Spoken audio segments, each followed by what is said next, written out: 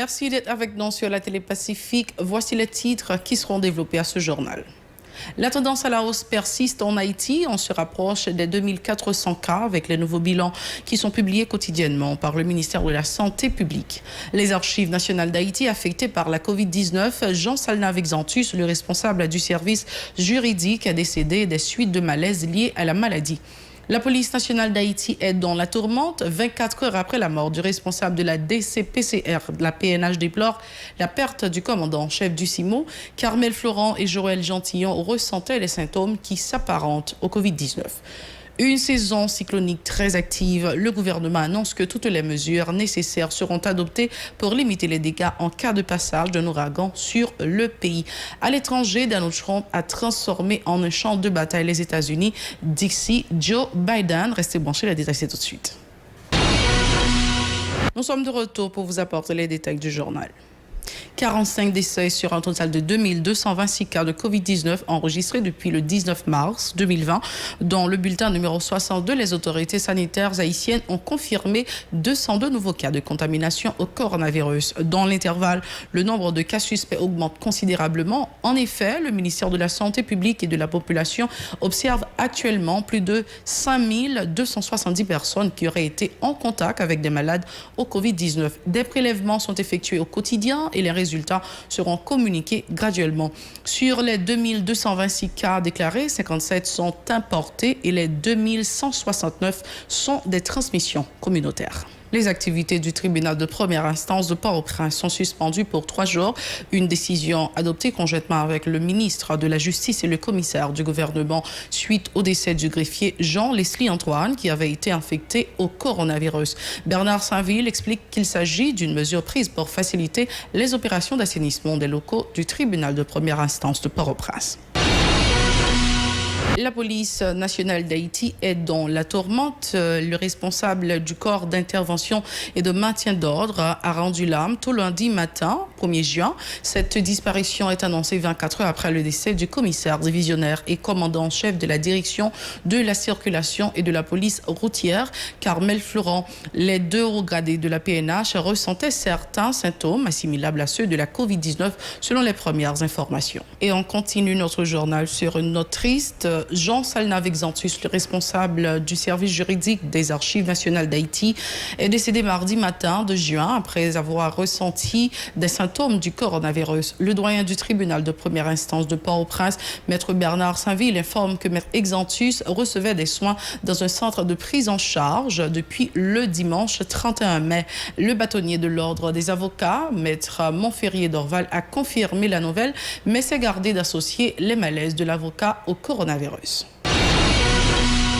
Autre point, la plateforme de réponse des organisations de la société civile, POC19, de concert avec le Centre de promotion de la démocratie et de l'éducation participative CPDEP, a procédé mardi à la distribution de kits hygiéniques au bénéfice des patients du centre hospitalier Fontaine dans la commune de Cité-Soleil. Il s'agit d'une initiative visant à aider dans la lutte contre la Covid-19, a expliqué Spérantia Moïse, coordonnatrice du CPDEP. On l'écoute.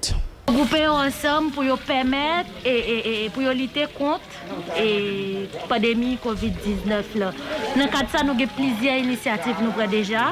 Déjà dans l'espace Bellefontaine, nous faisons des spots publicitaires, sensibilisation sur Covid-19 là-dedans. Et nous voulons profiter avec Fête Maman en Haïti, bien que nous ne pas faire dans le jour, mais nous voulons profiter, permettre des femmes qui vivent dans la société avec des revenus qui plus bas dans la société. Je nous relève dans la société, nous disons qui sont vulnérables, nous permettent capables de combattre la maladie. Que ce soit dans l'espace, comment pour protéger cette virus là, comment pour laver les mains, comment pour traiter de l'eau, comment pour faire toutes les activités. C'est dans le cadre de ça nous nous réunis. Donc, nous profitons de remercier et tout personnel, directeur personnel, c'était dans l'hôpital Fontaine, dans Cité Soleil, des serviettes hygiéniques pour femmes, gagner Clorox, gagner gif, gagner aquagif là-dedans, gagner diaper pour Timonio. Nous en espace et pédiatrie, l'hôpital Bellefontaine. L'un des bénéficiaires a salué le dévouement de la PROC 19 et CPDEP pour supporter les familles durant la pandémie. On l'écoute. Parfois, nous sommes dans la rue, nous lavons nous, ils ont de clôture, nous traitons nous, pour ne pas avoir maladie.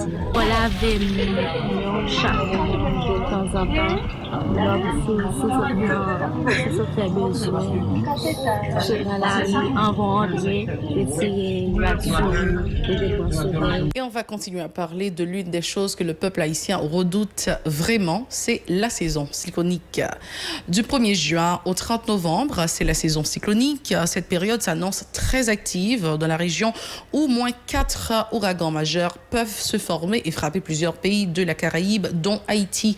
Les autorités de l'État semblent prendre très au sérieux cette menace qui rassure que des mesures sont prises pour limiter les dégâts au cas où le pays serait frappé par un cyclone de catégorie 4 ou 5. Le président Jovenel Moïse dit s'attendre à une grande mobilisation de la part des différents membres du gouvernement pour faire face à cette période des intempéries. Le chef de l'État en a profité pour appeler les amis d'Haïti et les organisations internationales à assister la population haïtienne. Voici la liste des tempêtes et ouragans nommés pour la saison cyclonique 2020.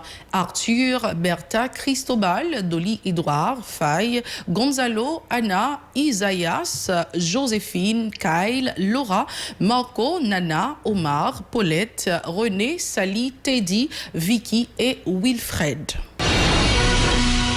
L'Association des citoyens pour la protection de l'environnement Col Vert Haïti critique ouvertement la façon dont le gouvernement a lancé la saison cyclonique 2020 en prenant à la légère la menace qui plane sur le pays par rapport à la dégradation accélérée de notre environnement. Noclès Debreus, l'un des responsables de la dite association, invite le gouvernement à sensibiliser la population haïtienne dans le contexte de la crise sanitaire du coronavirus. La direction des affaires juridiques du ministère de la Justice et de la Sécurité publique a convoqué tous les officiers d'état civil des différentes zones de la région métropolitaine de Port-au-Prince. Cette convocation, explique le responsable des affaires juridiques, Maître Levelt Milor, s'inscrit dans les cadres de l'application de l'arrêté du 13 novembre 2019 qui autorise les officiers d'état civil à recevoir des déclarations tardives ou concernant des pertes d'actes de naissance. En ce sens, des matériels seront distribués aux officiers d'état civil pour leur permettre de mieux faire leur travail. Levelt Milor est au micro de Moïse Saint-Éloi et Joseph-Philippe François. Non, qui optique nous convoquer officiers d'état civil? Nous avons dit c'est pour le cadre d'application arrêté 13 novembre 2019 là, qui est autorisé officiers d'état civil à recevoir les déclarations tardives de monde qui pour un acte de naissance ou bien acte de naissance viennent altérer ou bien détruire complètement. Mais dans le cadre pour officiers de travail, je dis à tout, on a profité faire des distributions de matériel nécessaires à la rédaction et à la transcription de ces actes. Ça veut dire, une fois que officier de la civil et un matériel de travail, il y a une obligation pour recevoir déclaration tardive dans les gens qui n'ont pas d'acte de naissance et il y a une obligation de recevoir déclaration ça gratuitement sans mon pas besoin de good. Et nous-mêmes, au niveau du ministère de la Justice, nous pensons que il y a responsabilité et autorité. Responsabilité nous prenons responsabilité nous bail matériel à tout officier d'état civil pour appliquer arrêter ça pour chaque monde qui a un droit faire acte de naissance pendant 5 ans ça sans il va bail good. L'après dit encore sans il va bail good. Et nous-mêmes à partir de responsabilité nous prenons autorité ça tout officier d'état civil nous soupçonner qu'a prend comme dans même monde qui pour déclaration tardive de naissance avec des mesures disciplinaires et des sanctions pénales que la loi prévoit pour ça.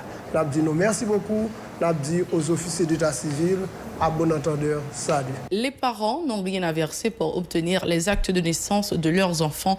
Selon Maître Levelt Milor, il précise que toute personne qui a vu le jour sur le territoire national est de nationalité haïtienne et a droit à des documents d'identification. On l'écoute. Comme dit nous, c'est un ensemble de pratiques qui te comprend tout depuis le gouvernement antérieur pour te permettre que la population, comme nous connaissons qui ont une situation économique vulnérable, pour nous permettre que la population ait droit avec documents qui sont acte de naissance qui va avoir accès avec toutes les pièces d'identité pour le faire dans le parcours de l'existence.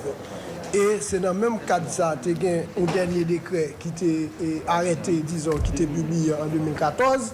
Nous estimons que arrêter ça et tout le monde peut arriver à aller déclarer acte de naissance sur l'état civil. Nous estimons qu'il y a une nécessité, nous, l'État estime qu'il y a une nécessité pour prendre un autre arrêté pour accorder une nouvelle 5 ans avec la population qui a possibilité pour déclarer naissance si acte de naissance est détruit ou bien si pour que j'aime bien du tout. L'essentiel, n'a pas rappelé tout, c'est les déclarants, parents qui ont pour faire acte de naissance, n'a pas rappelé que ils n'ont pas gagné pour payer comme. C'est responsabilité de l'État, l'État prend responsabilité et puis l'État a assuré que les consignes directives respectées au niveau des bureaux de l'état civil. C'est le temps de passer au journal international. Restez branchés. Si vous jugez que cette vidéo est intéressante, n'hésitez pas à liker et partager la vidéo. Et surtout, n'oubliez pas de vous abonner à cette chaîne et activer la cloche de notification pour ne pas louper aucune de nos vidéos. C'est le moment de voir un peu ce qui se passe dans l'international. Nous sommes aux États-Unis, plus précisément à Philadelphie. Selon l'AFP, le candidat démocrate à la Maison-Blanche, Joe Biden, a accusé mardi Donald Trump d'avoir transformé les États-Unis en champ de bataille en promettant de tout faire pour guérir la blessure raciale s'il gagne la présidentielle en novembre. La mort à 46 ans de George Floyd, un homme noir, il y a une semaine à Minneapolis, est un électrochoc pour notre pays, pour nous tous, a déclaré l'ancien vice-président de Barack Obama lors d'un discours à Philadelphie. C'était la première fois depuis la mi-mars que Joe Biden, 77 ans, s'aventurait hors de son État du Delaware où il était confiné à cause de la pandémie de coronavirus. Filmé par des passants, l'homicide de George Floyd, asphyxié, visage contre terre, sous le genou d'un policier blanc, a indigné le pays et le monde et provoqué des manifestations à travers les États-Unis qui ont parfois dégénéré en émeutes.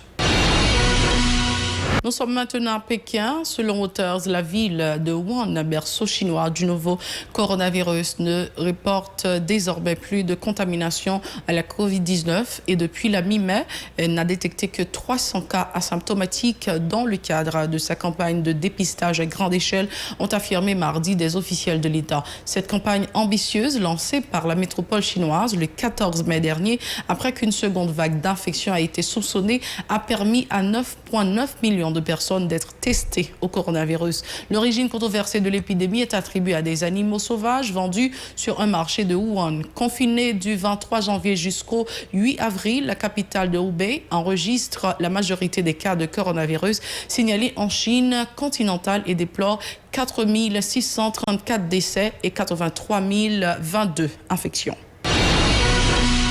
Merci d'avoir été avec nous. C'est la toute fin de ce journal. Mais avant de partir, laissez-moi vous rappeler de nous suivre sur les réseaux sociaux Facebook, Twitter, Instagram, YouTube ou encore radio-télévision-pacifique.com. Vous pouvez également télécharger l'application Radio-Télévision Pacifique sur votre smartphone ou encore nous suivre sur la chaîne 54 Télé Haïti. Au revoir.